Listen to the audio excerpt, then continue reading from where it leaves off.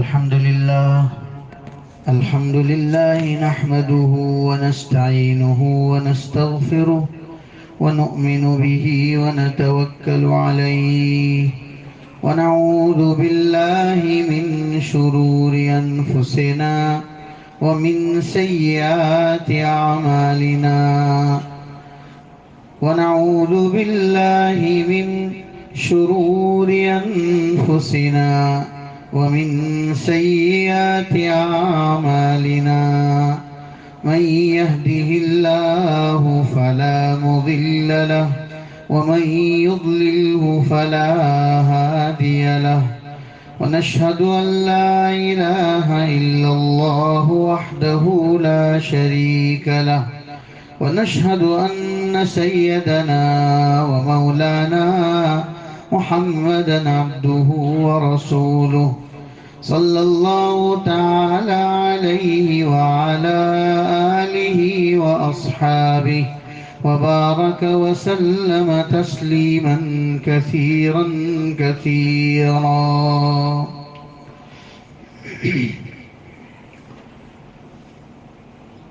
24 پارے کی سورۃ غافر کی تفسیر پیش کی جا رہی ہے.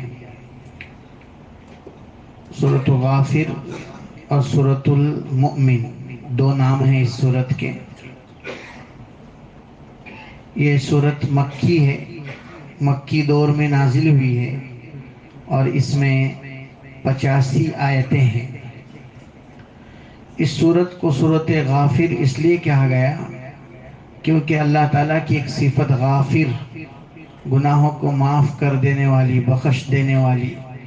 اس سورت کی ابتدائی آیت میں غافر الذنب، گناہ کو بخشنے والی، یہ اللہ کی ایک صفت آئی ہے.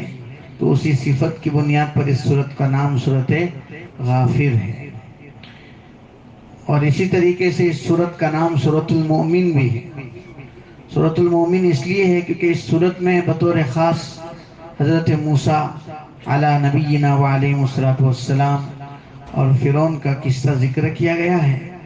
اور جب فرعون نے حضرت موسیٰ علیہ السلام کو نعوذ باللہ قتل کرنے کا ارادہ کیا تھا اور اس ارادے کو پختہ کیا، تو اس موقع پر ایک آدمی جو بہت ایماندار آدمی تھے، مومن آدمی تھے، انہوں نے اپنے ایمان کو ابھی تک ظاہر نہیں کیا تھا.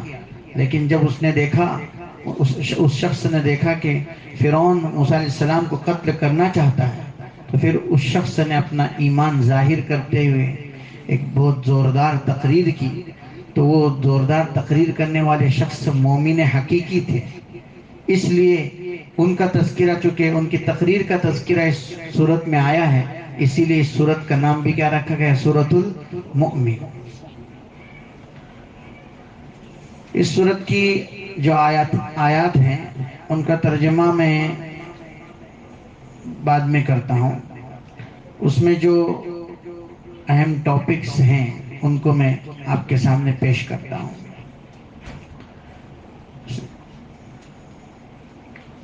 پہلی آیتوں میں سب سے پہلے تو یہ بتلایا گیا ہے کہ قرآن کریم اللہ تعالیٰ کی طرف سے نازل کی ہوئی کتاب ہے. یہ بار بار اللہ پیش کرتا ہے کیونکہ جب کسی کی طرف سے کوئی مضمون، کوئی پیغام، کوئی میسج آتا ہے تو جس کا میسج ہوتا ہے بھیجنے والے کے اوپر میسج کی اہمیت ڈیپینڈ کرتی ہے. کون بھیجا ہے؟ اگر معمولی، جیسے انسانوں میں کوئی معمولی آدمی بات کرے، میسج بھیجے، آدمی اس کو اتنا بھاؤ نہیں دیتا، اہمیت نہیں دیتا. اس سے بڑے درجے کا آدمی رہے گا تو آدمی اس کی بات کو کیا کرتا ہے؟ اہمیت دیتا ہے. اور بھی بڑا رہے گا تو اس کی بات کو اہمیت دی جاتی ہے، اور بھی بڑا رہے گا تو اس کی بات کو اہمیت دی جاتی ہے. تو جیسے لوگ ہوتے ہیں اس کے مطابق اس کی بات. کبھی کبھار ایسا بھی ہوتا ہے کہ میسج ایک ہی ہے لیکن بھیجنے والا الگ ہونے کی وجہ سے جس کا اونچا درجہ ہے اس کی بات کو آدمی جلدی قبول کرتا ہے. حالانکہ ایک ہی میسج، ایک ہی جو ہے ایک ہی میسج، ایک ہی بات مختلف لوگوں نے کہی. ایک عام آدمی نے کہی جس کی کوئی اتنی ویلیو نہیں ہے، اس کو کوئی ایکسیپٹ نہیں کرتا، لیکن وہی بات جب کوئی بڑا کہہ رہا ہے تو اس کو فوراً. تو مرسل بھیجنے والے کا کیا ہوتا ہے؟ ایک مقام ہوتا ہے. چنانچہ یہ بات بار بار اللہ کی طرف سے قرآن میں آئی ہے کہ یہ کتاب اللہ کی طرف سے نازل کی ہوئی ہے، یہ کتاب اللہ کی طرف سے نازل کی ہوئی ہے. بھیجنے والے کو پہچانو، کتاب کو مت دیکھو، بھیجنے والی کی ذات کو دیکھو. کس نے تم پر یہ پیغام بھیجا ہے؟ کس نے تم کو یہ میسج بھیجا ہے؟ کس نے تمہارے لیے ہدایت کا یہ جو ہے سر چشمہ تم پھیلا کر رکھا ہے؟ کس نے یہ تمہارے لیے نور پھیلا کر رکھا ہے؟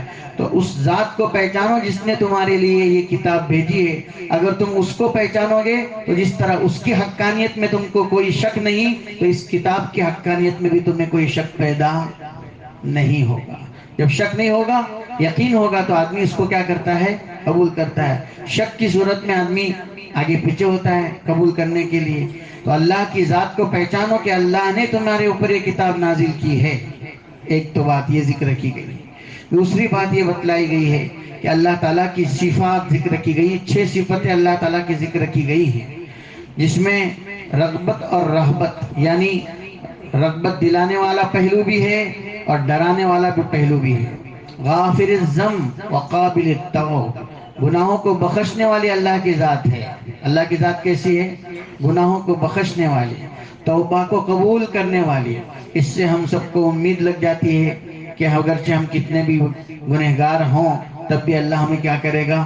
معاف کرے گا. لیکن دوسری طرف اللہ کی یہ صفت بھی ہے شدید العقاب.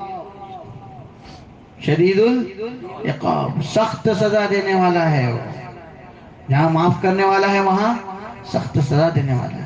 جہاں رحمتوں والا ہے وہاں اس کی طرف سے پکڑ بھی بڑی مضبوط آتی ہے. جب آتی ہے تو پھر وہ کوئی چھوٹتا نہیں. لہذا یہ پہلو بھی مد نظر رہنا چاہیے کہ اللہ انتقام بھی مضبوط لے سکتے ہیں اور اللہ تعالیٰ اپنی رحمت میں داخل بھی سب کو کر سکتے ہیں.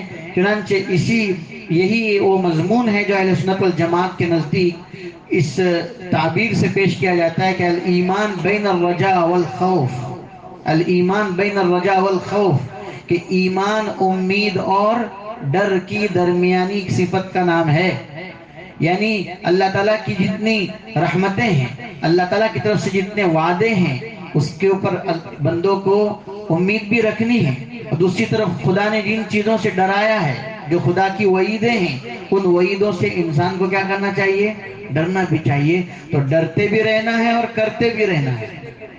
ڈرتے بھی رہنا ہے اور کرتے بھی رہنا ہے. خدا کے عذاب سے ڈرنا بھی ہے اور اس کی امید جو ہے اس کی طرف سے ملنے والے ثواب کی امید میں عملی زندگی کرتے رہنا ہے. اس طرح جو ہے الایمان بین الخوف والرجاء یہ اہل سنت والجماعت کا کیا ہے؟ عقیدہ ہے. اسی طریقے سے اچھا یہ جو صفت ذکر کی گئی ہے کہ اللہ تعالیٰ بندوں کی گناہوں کو معاف کر دیتا ہے، اس سلسلے میں ایک روایت ذکر کی ہے ابن ابی حاتم اور ابن جریر کے حوالے سے کہ ایک شخص حضرت عمر ابن خطاب رضی اللہ عنہ کے پاس تشریف لائے اور انہوں نے عرض کیا کہ امیر المومنین انی قتلت، میں نے ایک کا مرڈر کیا ہے. کیا کیا ہے؟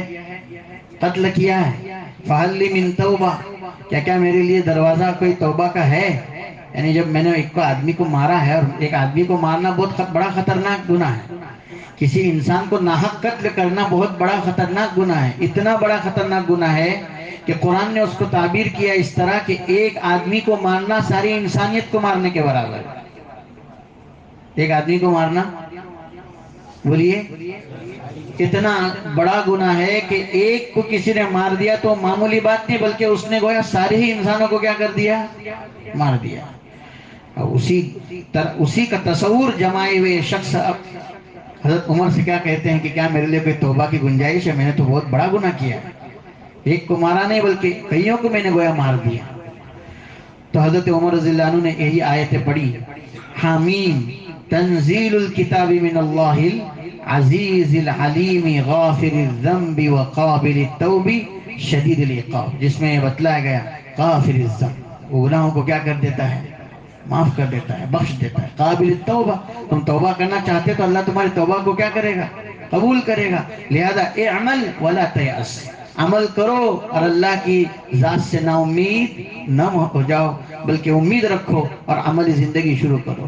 اب یہ مت سوچو کہ اللہ مجھے معاف کرے گا کہ نہیں کرے گا اس لیے توبہ چھوڑ دو، ایسا نہیں، بلکہ اللہ تو معاف کرے گا۔ اللہ کا روزانہ کا وعدہ ہے، روزانہ کا اعلان ہے۔ روز جو ہے تہجد میں اوپر سے کیا آتی ہے؟ آسمان سے ندا لگائی جاتی ہے، اٹھو مجھ سے مانگو میں تمہاری ضرورتوں کو پورا کروں گا، گناہوں کی بخشش چاہو میں تمہیں بخش دوں گا۔ اس طرح کی صدائیں اوپر سے لگتی ہیں تو ہم سوئے ہوئے رہتے ہیں ایسے وقت میں جبکہ ہمارا رب ہمیں پکار رہا ہوتا ہے۔ لہذا حضرت عمر نے فرمایا اعمل ولا تیأس، عمل کرو اور نا امید مت ہو جاؤ۔ اسی طریقے سے حضرت عمر ابن خطاب کے سلسلے میں ایک اور واقعہ یزید ابن عاصم نے نقل کیا ہے کہ شام کے علاقے کے ایک بڑے آدمی تھے، بڑے طاقتور آدمی تھے، حضرت عمر کی خدمت میں ہمیشہ آیا کرتے تھے۔ وفد آتے تھے تو وفد کے اندر، جماعت کے اندر حضرت عمر کے پاس مختلف جو وفد آتے اس میں وہ شخص بھی آیا کرتے تھے۔ ایک مرتبہ وفد آیا، وہ شخص اس جماعت میں موجود نہیں تھے۔ حضرت عمر پہچانتے تھے نا ان کو، بڑے آدمی تھے، تو حضرت عمر نے پوچھا کہ وہ فلانے کہاں گئے؟ وہ آئے نہیں اس مرتبہ، ہر مرتبہ وفد میں تشریف لاتے ہیں، اس مرتبہ آئے نہیں۔ لوگوں نے بتلایا امیر المومنین ان کی حالت بڑی نازک چل رہی ہے، ان کی حالت بڑی نازک چل رہی ہے، یعنی وہ شراب کے اندر مست ہو گئے ہیں، ان کو شراب کی لت پڑ گئی جس کی وجہ سے وہ شراب نوشی میں لگ گئے ہیں، شراب پینے میں لگ گئے ہیں، اور اسی کی وجہ سے وہ اتنے دور ہو گئے کہ آپ کی خدمت میں وہ تشریف نہ لا سکے، آپ کی خدمت میں آنے کا ان کو اللہ کی طرف سے موقع نہیں نصیب ہوا۔ چنانچہ حضرت عمر نے اپنے کاتب کو بلایا، جو لکھنے والے ہوتے ہیں اس کو کاتب کہتے ہیں، تو کاتب کو بلایا اور فرمایا کہ لکھو اکتب من عمر ابن الخطاب الى فلان ابن فلان سلام علیہ فإنی احمد الیک اللہ الذي لا الہ الا هو غافر الذنب وقابل التوب شدید العقاب ذی الطول لا الہ الا هو الیہ المصیر۔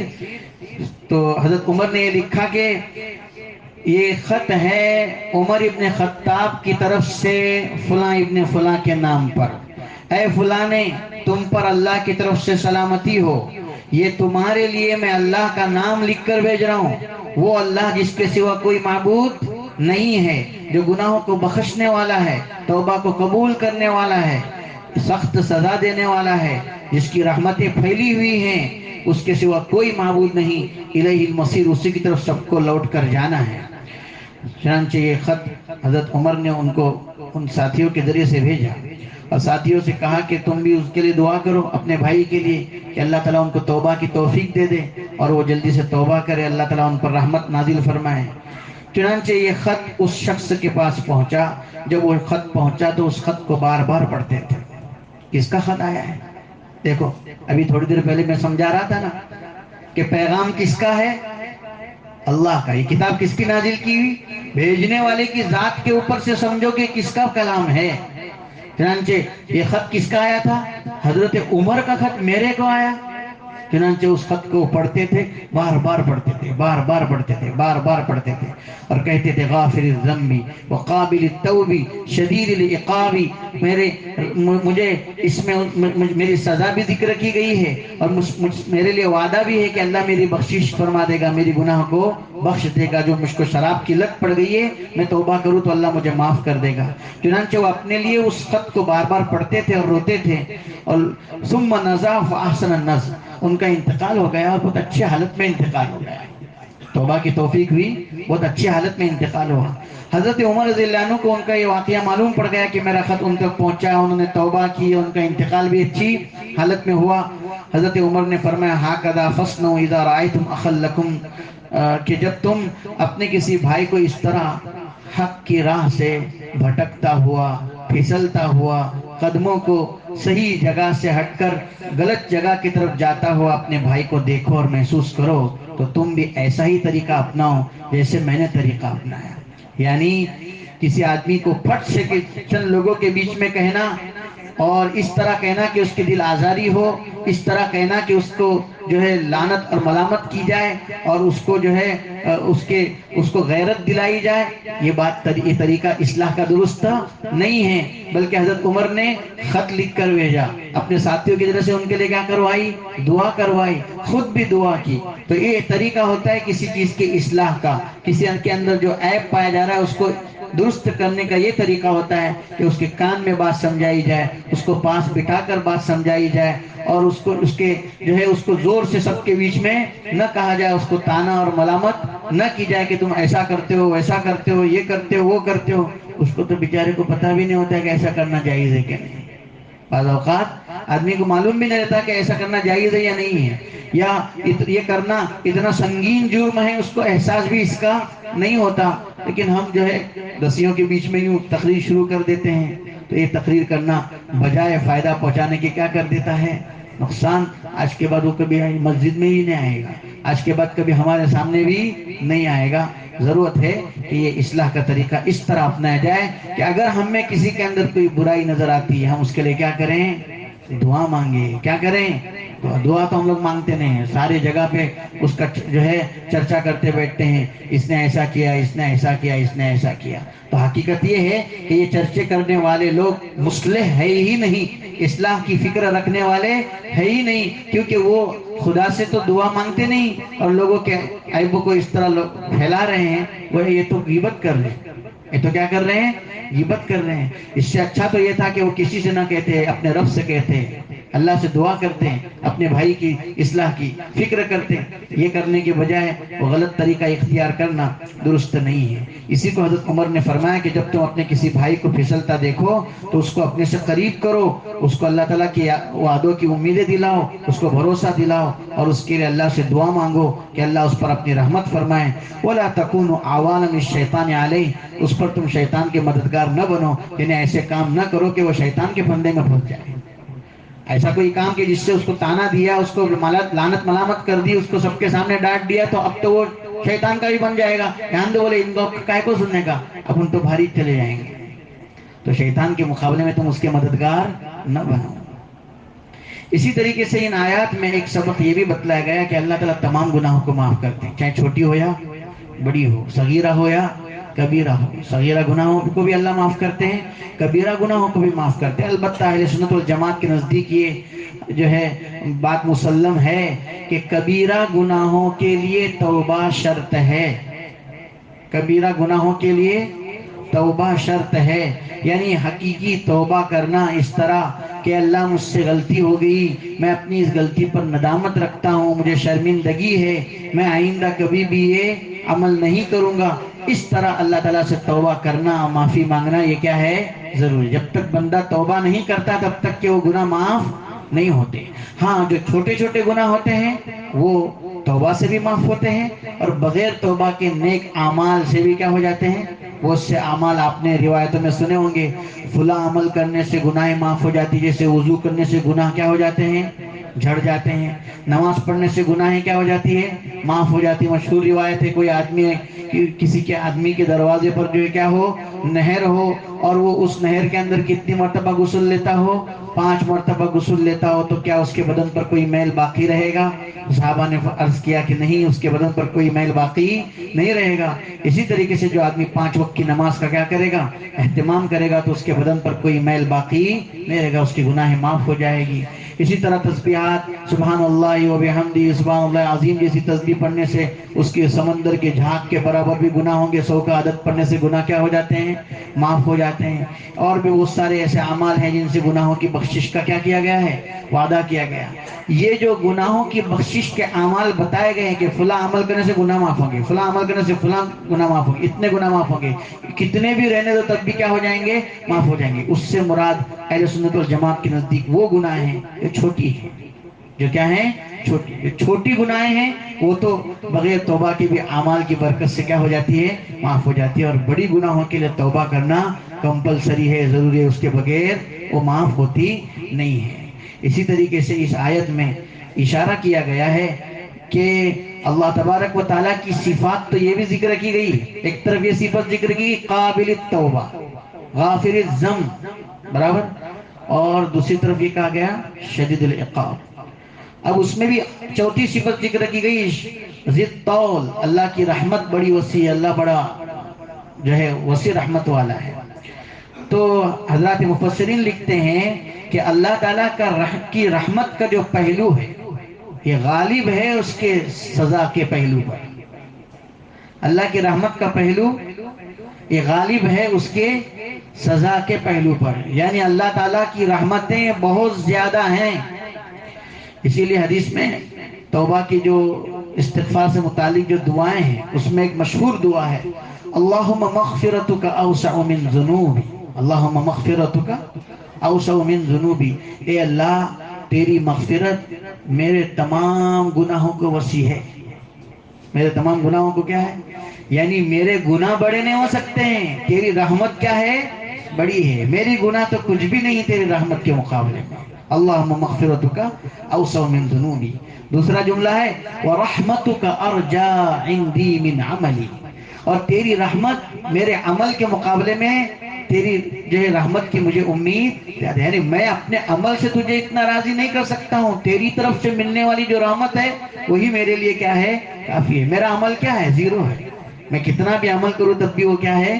زیرو ہے، لیکن تیری رحمتوں کا سمندر ٹھاٹے مارتا ہوا سمندر ہے، اس سے مجھے زیادہ امید ہے۔ میں اپنے عمل کی امید نہیں رکھتا، میں تیری رحمت کی کیا رکھتا ہوں؟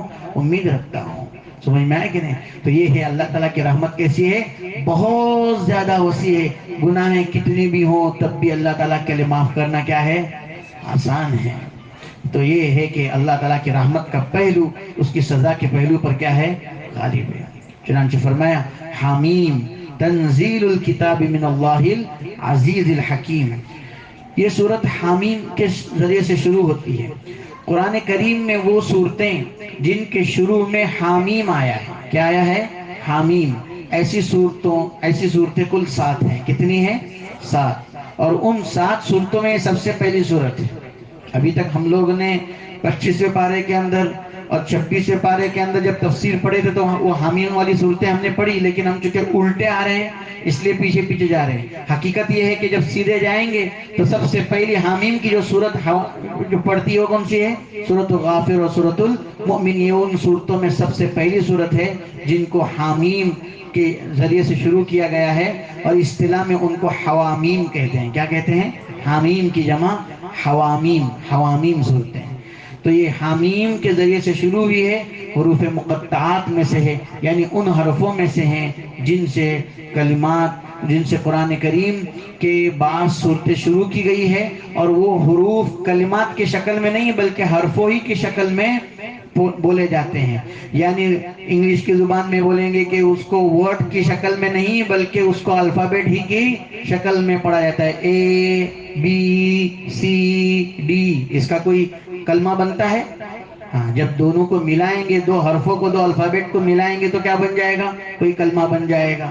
ایسے ہی حمزہ، با، تا، ثا، یہ سب الگ الگ کیا ہے؟ الفابیٹ ہیں۔ سمجھ میں آئی بات؟ اب ان کو ملاتے ہیں تو ان کو کیا بن جاتے ہیں؟ ورڈز بن جاتے ہیں، ان کے کلمات بن جاتے ہیں۔ تو یہ قرآن کریم کے بہت سارے آیات اور الفاظ جو ہے اس طرح حرفوں کو ملانے سے بنے ہیں، جس کا معنی انسانوں کو اللہ نے سکھایا۔ لیکن کچھ اللہ تعالیٰ نے آیتیں ایسی رکھی جس کو کلمات کے ذریعے سے جوڑا نہیں بلکہ ان کو الفابیٹ پر ہی رکھا ہے کہ اس کا معنی صرف اس کو معلوم، یہ بتانے کے لیے کہ تم اللہ کے اس کلام کو حل نہیں کر سکتے۔ اگرچہ اس کی کچھ آیتوں کا معنی تم کو سمجھ میں آ رہا ہے، وہ بھی اللہ ہی کی فضل سے آ رہا ہے، لیکن کچھ حروف اللہ نے ایسے رکھے ہیں کہ جس کا معنی صرف میں ہی جانتا ہوں، میرے سوا کائنات میں کوئی بھی اس کو نہیں جانتا، یہ بتانے کے لیے کہ تم میرے سامنے عاجز ہو، میرے آگے نہیں بڑھ سکتے۔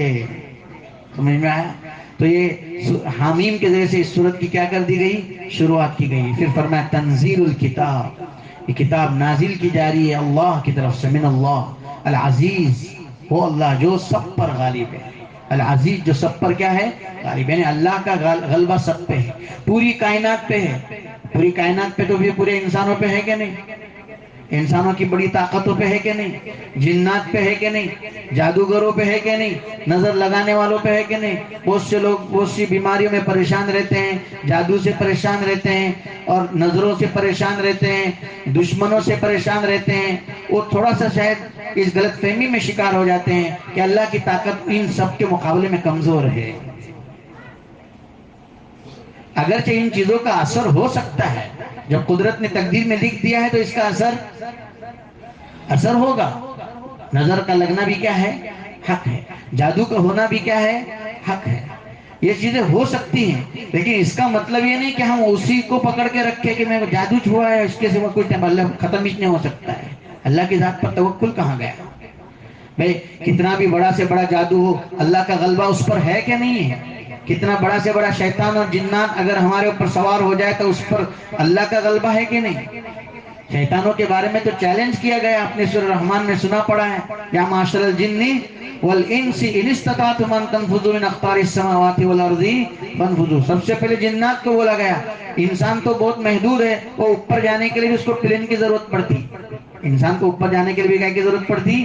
ہوائی جہاز کی اور ہیلی کاپٹر کے اور پلین کی ضرورت پڑتی ہے، لیکن جنات تو بغیر کسی ہیلی کاپٹر کے چکر کاٹتا کہ نہیں کاٹتا؟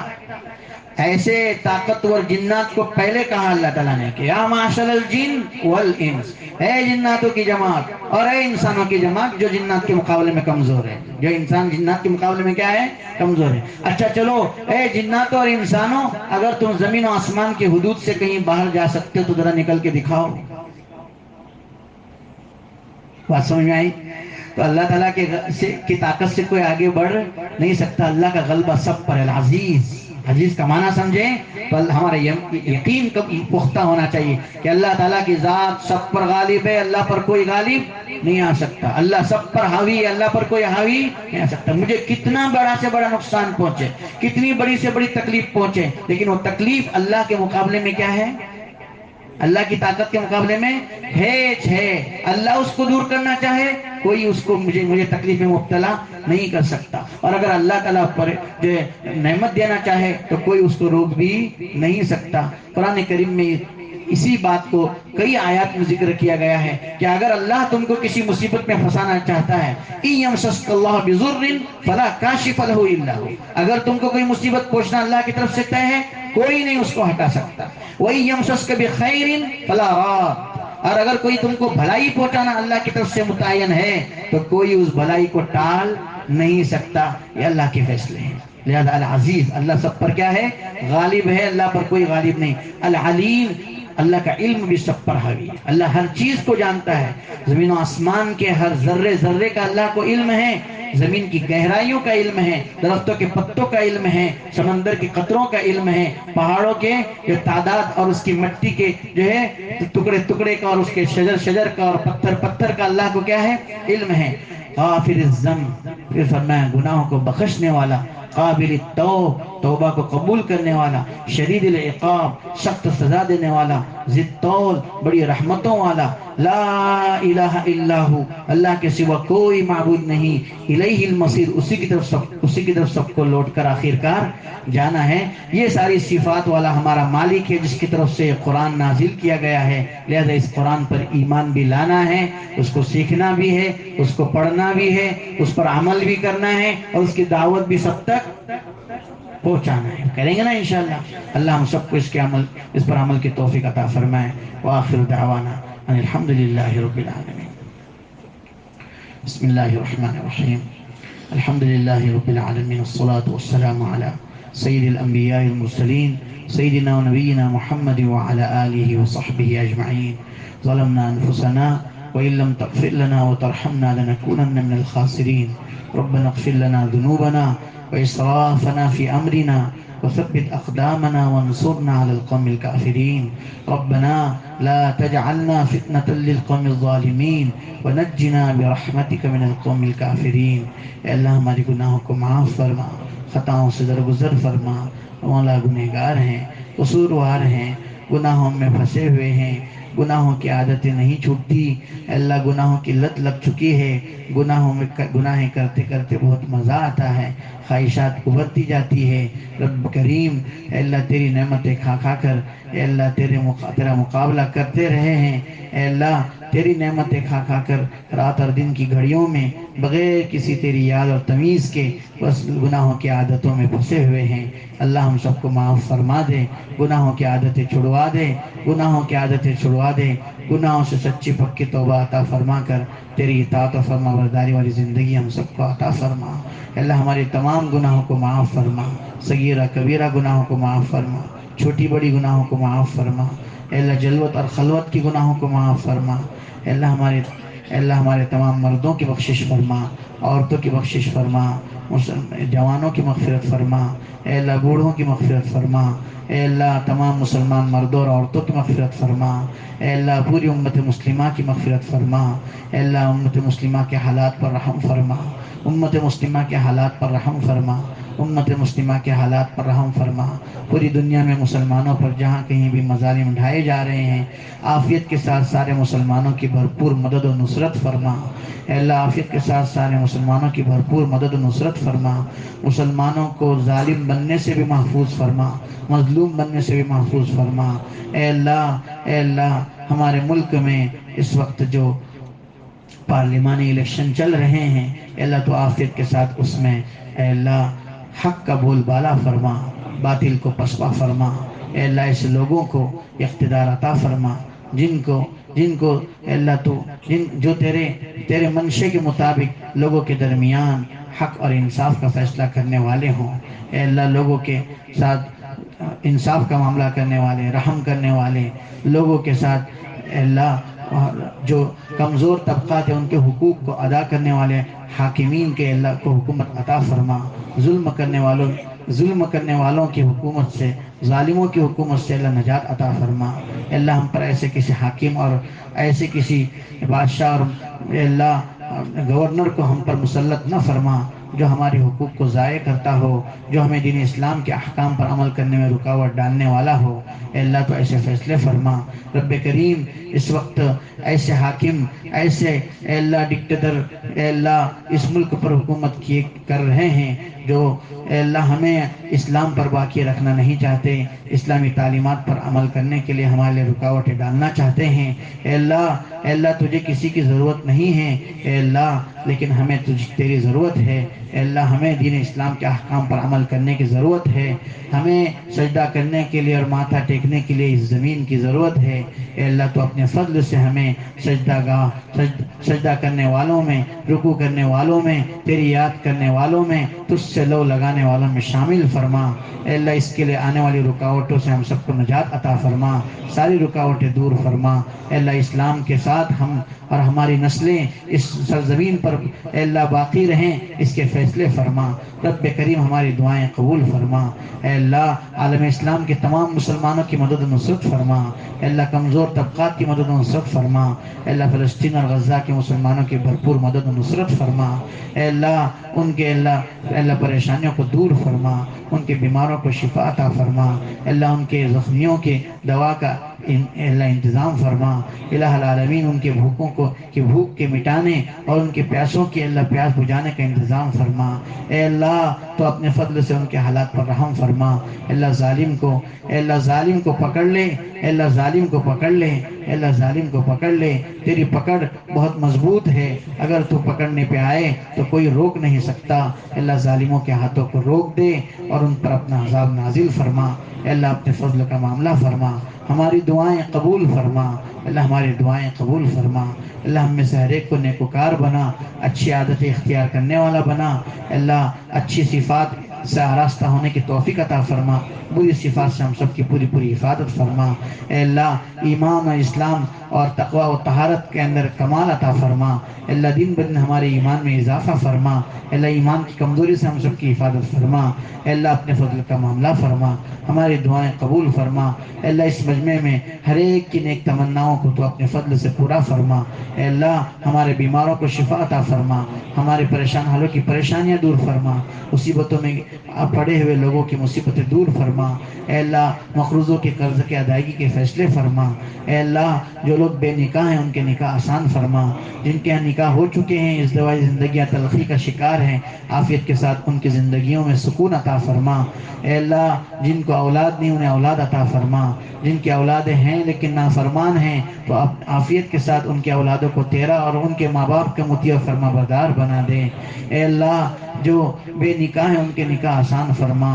اے اللہ جو بے نکاح ہیں ان کے نکاح آسان فرما، رب کریم بہت سارے لوگ اپنے بچے اور بچیوں کے نکاح کے سلسلے میں بہت تڑپ رہے ہیں، پریشان حال ہیں، نکاح اے اللہ عجیب زمانہ آ گیا ہے، اچھے لوگ نکاح کرنا چاہتے ہیں ان کے لیے رکاوٹیں در رکاوٹیں ہیں، اے اللہ جو اچھے نہیں ہیں وہ جیسا چاہے جو چاہے کیے جا رہے ہیں، اے اللہ تو اپنے فضل کا معاملہ فرما۔ جو اپنی پاک دامنی اور اپنی عزتوں کی حفاظت کے ساتھ گھروں میں بچے اور بچیاں ہیں، اے اللہ ان کے بہترین رشتوں کا انتظام فرما، ان کے بہترین رشتوں کا انتظام فرما، اے اللہ رکاوٹوں کو دور فرما، بہتر اسباب مہیا فرما، اپنی رحمتوں کا معاملہ فرما، ہماری دعائیں قبول فرما۔ نبی کریم صلی اللہ تعالی وسلم کا امتی جہاں کہیں بھی ہو، اس کے ایمان و اسلام کی، اس کی جان و مال کی، عزت و آبرو کی، اے اللہ اس کی تجارت اور زراعت اور کاروبار کی اور اس سے متعلق ہر چیز کی اللہ پوری حفاظت فرما۔ ہماری دعائیں ماذا اپنے فضل و کرم حبیب پاک صلی اللہ علیہ وآلہ وسلم کی برکتوں سے قبول و منظور فرما۔